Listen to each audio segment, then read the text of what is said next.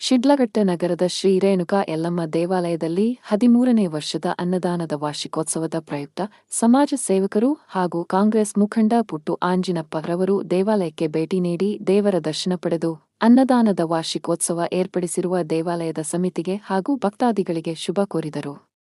ಈ ವೇಳೆ ಬಳೆ ಪದ್ಮಮ್ಮನ ಮಗನ ಅನಾರೋಗ್ಯದ ಸಮಸ್ಯೆ ಪುಟ್ಟು ಆಂಜಿನಪ್ಪನವರಿಗೆ ದೇವಾಲಯ ಸಮಿತಿಯವರು ತಿಳಿಸಿದಾಗ ಬಳೆ ಪದ್ಮಮ್ಮನವರಿಗೆ ಪುಟ್ಟು ಆಂಜಿನಪ್ಪರವರು ಧನ ಸಹಾಯ ಮಾಡಿದರು.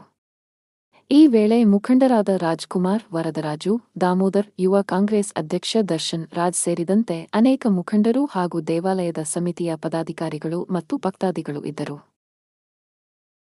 ರೇಣುಕಾ ಯಲ್ಲಮ್ಮ ದೇವಿಯ ಒಂದು ವಾರ್ಷಿಕೋತ್ಸವ ಕಾರ್ಯಕ್ರಮ ಇವತ್ತು ಅದ್ದೂರಿಯಾಗಿ ದೇವಸ್ಥಾನದ ಸಮಿತಿ ಎಲ್ಲ ಮುಖಂಡರು ಸಹ ನಗರಾದ್ಯಂತ ಎಲ್ಲ ಬೀದಿಗಳನ್ನು ಅಲಂಕಾರ ಮಾಡಿ ದೇವರನ್ನ ಅಲಂಕಾರಗೊಳಿಸಿ ತಾಯಿಯ ಆಶೀರ್ವಾದಕ್ಕೆ ಎಲ್ಲರೂ ಸಹ ಅವಕಾಶ ಮಾಡಿಕೊಟ್ಟಿರ್ತಾರೆ. ನಾವು ಸಹ ಬಂದು ತಾಯಿಯ ದರ್ಶನ ಪಡ್ಕೊಂಡು ಎಲ್ಲರಿಗೂ ಸಹ ಒಳಿತಾಗಲಿಕ್ಕಲ್ಲಿ ದೇವರಲ್ಲಿ ಬೇಡಂತದ್ದು ಮತ್ತು ಎಲ್ಲರಿಗೂ ಸಹ ತಾಯಿ ಯಲ್ಲಮ್ಮ ಒಳ್ಳೇದು ಮಾಡಲಿ, ಪ್ರತಿಯೊಬ್ಬರ ಕುಟುಂಬದಲ್ಲೂ ಸಹ ಸಂತೋಷ ತುಂಬಿ ತುಳುಕಲಿ ಅಂತೇಳಿ ನಾನು ಎಲ್ಲರಿಗೂ ಸಹ ಶುಭ ಹಾರೈಸ್ತೀನಿ.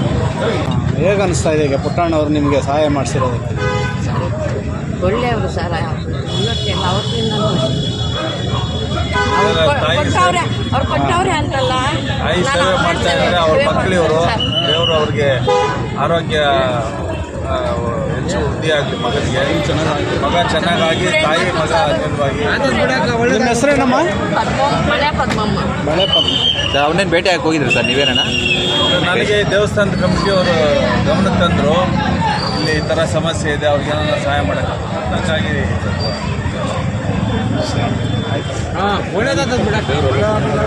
ದಿನ 13ನೇ ವಾರ್ಷಿಕೋತ್ಸವ ಅನ್ನದಾನ ಕಾರ್ಯಕ್ರಮವನ್ನು ಹಮ್ಮಿಕೊಂಡಿದ್ದೇವೆ. ನಮ್ಮ ದೇವಸ್ಥಾನ ವತಿಯಿಂದ ಎಲ್ಲ ಇದಕ್ಕೆ ಸಹಕಾರವಾಗಿ ಎಲ್ಲ ನಾಗರಿಕರು, ನಾವು ಸಮಸ್ತ ನಾಗರಿಕರಾದ ನಮ್ಮ ಶಿಡ್ಲಘಟ್ಟ ಸಮಸ್ತ ನಾಗರಿಕರು ಕೈ ಜೋಡಿಸಿರುತ್ತಾರೆ.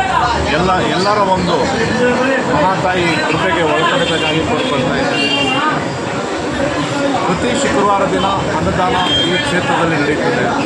ಭಾಳಷ್ಟು ಪ್ರಭಾವ ದೇವಿಯಾಗಿರೋದ್ರಿಂದ ಶ್ರೀತಾಯಿ ಯಲ್ಲಮ್ಮ ದೇವಿಯಿಂದ ಎಲ್ಲ ಭಾಳಷ್ಟು ಜನ ಬಂದು ಇಲ್ಲಿ ಪೂಜೆಗಳನ್ನು ಮಾಡ್ತಾ ಇರ್ತಾರೆ. ಈ ದಿನ 13ನೇ ವರ್ಷದ ವಾರ್ಷಿಕೋತ್ಸವದ ಅಂಗವಾಗಿ ಏರ್ಪಡಿಸಿರುವಂಥ ಅನ್ನದಾನಕ್ಕೆ ಭಾಳಷ್ಟು ಸಾವಿರಾರು ಮಂದಿ ಭಾಗವಹಿಸಿರುತ್ತಾರೆ. ಆದ್ದರಿಂದ ಎಲ್ಲ ಮಹಾತಾಯಿ ಯಲ್ಲಮ್ಮ ತಾಯಿ ಇವರಿಗೆಲ್ಲನೂ ಒಳ್ಳೆಯ ಆಶೀರ್ವಾದ ಮಾಡಿ ಒಳ್ಳೆಯ ರೀತಿ ಅವರಿಗೆ ಎಲ್ಲನೂ ಆಗಲಿ ಅಂತ ನಾವು ನೀವು ಒಂದೇ ದಿನ ನಾಳೆ ಇರುತ್ತೆ? ಇಲ್ಲ, ಈ ದಿನ ಬೆಳಗ್ಗೆ 10-12 ಗಂಟೆಯಿಂದ ಸಂಜೆ 6 ಗಂಟೆವರೆಗೆ ಇರುತ್ತೆ, ಮತ್ತು 9 ಗಂಟೆವರೆಗೆ ಇರುತ್ತೆ, ಮತ್ತು ರಾತ್ರಿ ಸಂಜೆ 6 ಗಂಟೆಗೆ ತಾಯಿ ಉತ್ಸವವನ್ನು ಊರು ಮೆರವಣಿಗೆ ಇರುತ್ತದೆ. ಎಲ್ಲರೂ ನಾಗರಿಕರು ಇದರಲ್ಲಿ ಭಾಗವಹಿಸಿ ದೇವಿ ಕೃಪೆಗೆ ಪಾತ್ರರಾಗಬೇಕು ಹೇಳ್ತಾರೆ.